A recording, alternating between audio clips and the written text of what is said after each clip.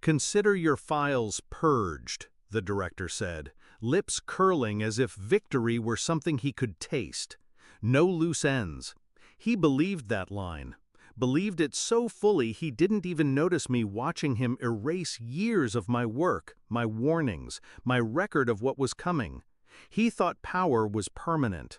He thought I was disposable.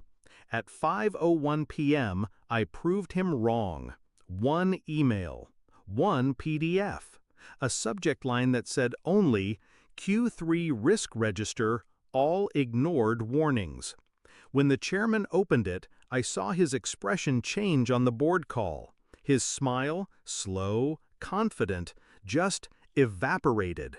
His hand tightened on the desk, his jaw slackening as his eyes scanned the first page. Then his mic cut. His voice, faint but audible in the room where I waited, bled through his muted feed, "Get legal on the line and find out where she is." I leaned back in my chair. They'd find me exactly where I wanted them to. I wasn't always their enemy. Once, I believed in them. I thought the director was brilliant, sharp, decisive, a man who cut through noise with terrifying efficiency. He called me his risk radar, the one who saw around corners. When he leaned over my desk, lowering his voice like we were co-conspirators, I believed it was respect, maybe even trust. And when the board praised his foresight, I didn't mind that my slides had his name on them. I told myself it was politics, exposure. One day I'd be on that stage too. But politics is just betrayal in slow motion. The first sign was subtle. My flagged risks, ignored. Downgraded from red to green without explanation. My reports buried under urgent priorities. At first, I thought it was oversight. Then I caught the language, my phrasing, my structuring. His presentations were stitched together from pieces of my work, stripped of warnings, sold as strategic insight. The second sign wasn't subtle. The breach hit. A vendor I had flagged months earlier. I'd written it in bold, circled it twice in the register. He dismissed it as alarmist. When it collapsed, costing millions, he said nothing.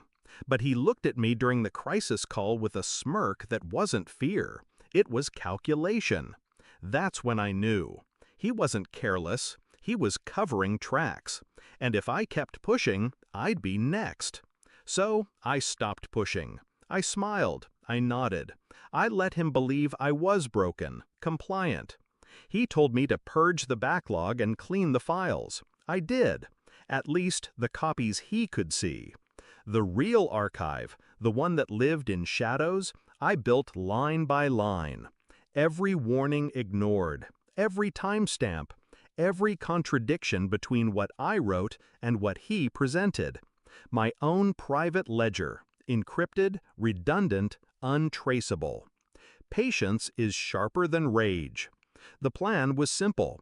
Wait for him to cut me out completely. Let him declare me obsolete. Then turn the knife. That moment came faster than I expected. "Your role is redundant," he told me, in the glass room where promotions were handed out like executions. "You'll receive a severance package. Consider this closure." Closure. That word tasted like iron. I walked out with nothing but a cardboard box. At least, that's what he thought. 12 weeks later, the board scheduled their quarterly review. A clean narrative, he believed. The risks were under control. His story airtight. I waited until the final slide, until the exact moment he exhaled like a man crossing a finish line. Then, click. Send. The PDF landed in every board member's inbox simultaneously. I didn't need to be on the call to know what happened. I'd seen the content enough times. Page 1. Ignored vendor risk, breach cost, $12.4 million. Page 2. Deferred system upgrade, potential liability, pending. Page 3. Direct quotes of my reports against his presentations, side by side. Truth against fabrication. receipts. By page 7, the director wasn't presenting anymore. He was unraveling. The chairman's silence was the loudest sound in the room. Then his face shifted, from irritation to realization to fear. That quiet, dawning horror of a man realizing he'd been walking blindfolded along a cliff edge, led there by someone he trusted. "Get legal on the line," he said. Then, softer, more urgent, "and find out where she is." I was already gone. Not running, not hiding, sitting in my apartment with a glass of wine, watching the city lights flicker like embers. I didn't need to be in that boardroom. My presence was stitched into every page of that PDF. The director would fight. He'd deny. He'd rage. But the evidence wasn't opinion. It was math. Dates, logs, emails. Each warning he ignored, each decision he falsified, it all painted the same picture. A pattern of negligence, a trail of lies, a career-ending firestorm, lit with a single spark. I don't regret it. He thought purging files would erase truth. He thought silencing me would secure his empire. What he never understood is that silence is not absence.